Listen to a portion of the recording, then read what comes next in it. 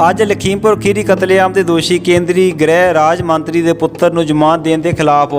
ਪਿੰਡਾਂ ਸ਼ਹਿਰਾਂ ਵਿੱਚ ਸੰਯੁਕਤ ਸਮਾਜ ਮੋਰਚਾ ਦੇ ਸੱਦੇ ਤੇ ਟਰੈਕਟਰ ਮਾਰਚ ਕੀਤਾ ਗਿਆ।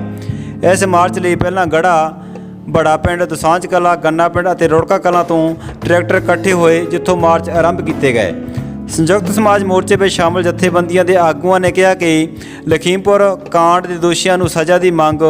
ਕੇਂਦਰੀ ਗ੍ਰਹਿ ਰਾਜ ਮੰਤਰੀ ਦੇ ਅਸਤੀਫੇ ਦੀ ਮੰਗ, ਸਾਰੀਆਂ ਫਸਲਾਂ ਤੇ MSP ਯਕੀਨੀ ਦੇਣ ਦੀ ਮੰਗ, ਮਜ਼ਦੂਰਾਂ ਦੀ ਦਿਹਾੜੀ 12 ਘੰਟੇ ਤੋਂ 8 ਘੰਟੇ ਕਰਵਾਉਣ, ਕਾਲੇ ਕਾਨੂੰਨਾਂ ਦੀ ਨੀਂਹ ਰੱਖਣ, ਬਣਾਉਣ, ਲਿਆਉਣ ਅਤੇ ਹਮਾਇਤ ਕਰਨ ਵਾਲੀਆਂ ਸਾਰੀਆਂ ਪਾਰਟੀਆਂ ਨੂੰ ਇਸ ਮਾਰਚ ਵਿੱਚ ਨੰਗਾ ਕੀਤਾ ਗਿਆ। ਟਰੈਕਟਰਾਂ ਤੇ ਮੰਗਾਂ ਤੇ ਫਲੈਕਸ ਅਤੇ ਝੰਡੇ ਲੱਗੇ ਹੋਏ ਸਨ। ਇਸ ਮਾਰਚ ਦੀ ਅਗਵਾਈ ਧਰਮਿੰਦਰ ਸਿੰਘ ਮੁਕੇਰੀਆਂ, ਕੁਲਵੰਤ ਸਿੰਘ ਸੰਧੂ, ਜਸਵੀਰ ਸਿੰਘ ਕਮਾਲਪੁਰ, ਤਰਸੇਮ ਸਿੰਘ ਢਿੱਲੋਂ, ਕਮਲਜੀਤ ਸਿੰਘ, ਇਕਬਾਲ ਸਿੰਘ ਢਾਡੀ ਆਦਿ ਨੇ ਕੀਤੀ। ਅੱਜ ਸੰਯੁਕਤ ਸਮਾਜ ਮੋਰਚੇ ਵੱਲੋਂ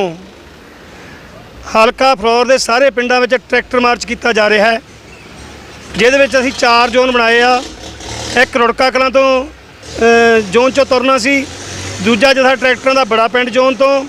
ਤੀਜਾ ਜਿਹੜਾ ਆ ਮੌ ਸਾਹਿਬ ਤੋਂ, ਅਤੇ ਚੌਥਾ ਜਥਾ ਜਿਹੜਾ ਫਲੋਰੋਂ ਤੁਰਨਾ ਸੀ, ਜਿਹਦੇ ਵਿੱਚ ਅਸੀਂ ਜਿਹੜਾ ਰੁੜਕਿਓਂ ਟਰੈਕਟਰ ਮਾਰਚ ਸ਼ੁਰੂ ਹੋਣਾ ਸੀ, ਉਹ ਮੰਡੀ 'ਚੋਂ ਸ਼ੁਰੂ ਕਰਕੇ ਰੁੜਕੇ ਦਾ ਗੇੜਾ ਦੇ ਕੇ ਤੇ ਵੱਖਰੇ ਵੱਖਰੇ ਪਿੰਡਾਂ ਬੰਡਾਲਾ, ਕਾਨੇ ਢੇਸੀਆਂ, ਘੁੜਕਾ, ਸੂਰਜੇ, ਰੰਧਾਵੇ, ਸੰਘ ਢੇਸੀਆਂ ਤੋਂ ਕੇ ਗਰਾਈ ਅਸੀਂ ਪਹੁੰਚਾਂਗੇ। ਗਰਾਈ ਡਾਕਟਰ ਸਵੈਮਾਨ ਹੋਣੀ ਪਹੁੰਚਣਾ। ਅਸੀਂ ਉਹਨਾਂ ਨੂੰ ਮਿਲ ਕੇ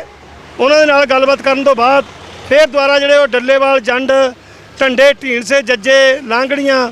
ਤੇ ਬਾਂਸੀਆਂ ਵੱਲ ਦੀ ਹੋ ਕੇ ਮੁੜ ਕੇ ਰੁੜਕੇ ਜਿਹੜੀ ਹੈ ਸਮਾਪਤੀ ਕਰਾਂਗੇ ਇਸ ਟਰੈਕਟਰ ਮਾਰਚ ਦਾ, ਜਿੱਥੇ ਸਾਡਾ ਮੰਤਵ ਆ ਵੀ ਜਿਹੜੀ ਕਿਸਾਨੀ ਨੇ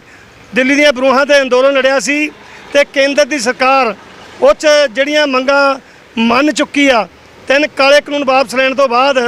ਉਹ ਜਿਹੜੀਆਂ ਵੀ MSP ਦੀ ਗਰੰਟੀ ਕਰਾਂਗੇ, ਕਮੇਟੀ ਬਣਾਵਾਂਗੇ, ਉਹ ਨਹੀਂ ਅੱਜ ਤੱਕ ਬਣਾਈ। ਲਖੀਮਪੁਰ ਖੀਰੀ ਦੇ ਦੋਸ਼ੀਆਂ ਨੂੰ ਸਜ਼ਾ ਦੇਣੀ ਸੀ, ਪਰ ਵੋਟਾਂ ਦੀ ਰਾਜਨੀਤੀ ਕਰਦੀ ਹੋਈ ਕੇਂਦਰ ਦੀ ਸਰਕਾਰ ਨੇ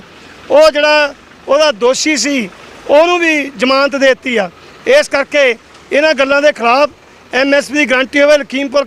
ਕਾਂਡ ਦੇ ਦੋਸ਼ੀਆਂ ਨੂੰ ਸਜ਼ਾ ਮਿਲੇ ਅਤੇ ਜਿਹੜੀਆਂ ਬਾਕੀ ਮੰਗਾਂ ਆ, ਜਿੰਨੇ ਪਰਚੇ ਆ, ਉਹ ਰੱਦ ਕੀਤੇ ਜਾਣ। ਉਹਨਾਂ ਮੰਗਾਂ ਨੂੰ ਹੱਲ ਕਰਵਾਉਣ ਲਈ ਇਹ ਟਰੈਕਟਰ ਮਾਰਚ ਕੀਤਾ। ਦੇ ਨਾਲ ਦੀ ਨਾਲ ਅਸੀਂ ਕਹਿ ਰਹੇ ਹਾਂ ਸੰਯੁਕਤ ਸਮਾਜ ਮੋਰਚੇ ਦੇ ਹੱਥ ਮਜ਼ਬੂਤ ਕਰੋ,